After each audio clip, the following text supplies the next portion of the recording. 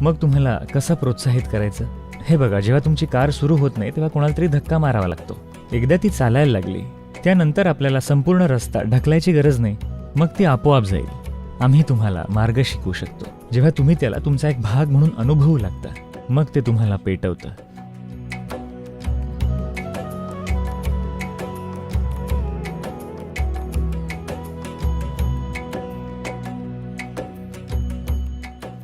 तुम्ही कुणाबरोबर तरी किंवा कशाबरोबर तरी प्रेमात पडलं पाहिजे.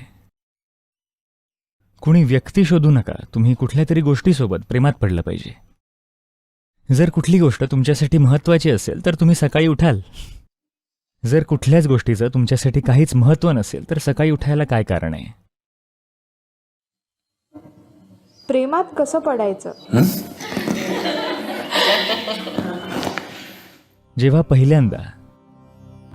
जेव्हा शिवाला योग शिकवायचं होतं,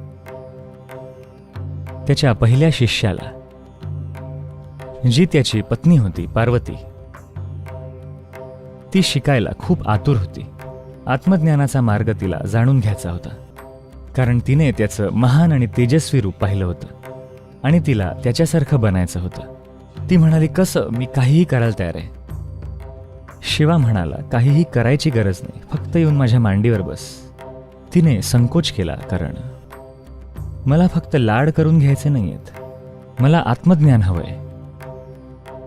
तो म्हणाला, ते सगळं सोड, इथे येऊन बस. ती जाऊन बसली. त्याने तिला जवळ ओढलं, त्याच्या गरजेपोटी नाही, तिची गरज पूर्ण करायला. आणि तो तिला इतक्या जवळ जवळ जवळ ओढत गेला आणि हळूहळू ती त्याचाच एक भाग बनली. तर शिवाचं एक रूप आहे ज्याला आपण म्हणतो अर्धनारी, जिथे एक भाग पुरुष आहे आणि दुसरा भाग स्त्री.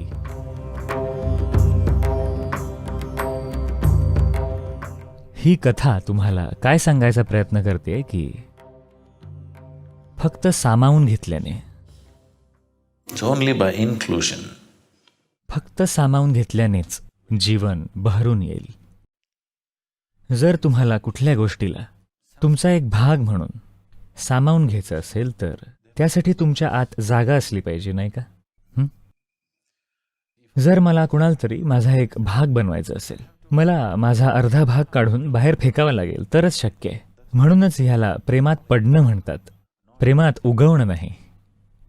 ठीक आहे, प्रेमात उभं राहणं नाही, प्रेमात वर चढणं नाही, प्रेमात पडणं. कारण तुमचा एक भाग गळून पडला पाहिजे, तरच तिथे जागा होईल इतर कशासाठी तरी किंवा कुणासाठी तरी. जर तुम्ही संपूर्णपणे गळून पडलात तर प्रचंड जागा असेल. तुम्ही संपूर्ण विश्व तुमचा एक भाग म्हणून सामावू शकता. जर किमान तुमचा एक भाग गळून पडला तर तुम्ही आणखी एका माणसासोबत प्रेमात पडू शकता किंवा सृष्टीच्या एखाद्या पैलूसोबत. तर आम्ही तुम्हाला मार्ग शिकवू शकतो ज्याने तुम्ही स्वतःला रिकामं करू शकता. जर तुमचा एक भाग गळून पडला तर ती रिकामी जागा कशाने तरी भरायला हवी, आणि ते काहीतरी जे तुम्ही नाही आहात. जेव्हा ते तुमचा एक भाग बनतं, जेव्हा तुम्ही त्याला तुमचा एक भाग म्हणून अनुभवू लागता, मग ते तुम्हाला पेटवतं. कारण आत्ता सध्या ज्याला तुम्ही मी समजता ते तुम्ही नाही आहात. फक्त विचारांचं, भावनांचं, कल्पनांचं आणि पूर्वग्रहांचं एक गाठोड आहे, नाही का? ते तुम्ही नाही आहात. तर तुम्ही म्हणजे काय हे अजून तुमच्या अनुभवात आलेलं नाहीये. मग तुम्हाला कसं प्रोत्साहित करायचं? जेव्हा तुम्ही अजून उपस्थितच नाही आहात, तुम्हाला कसं काय चालवायचं?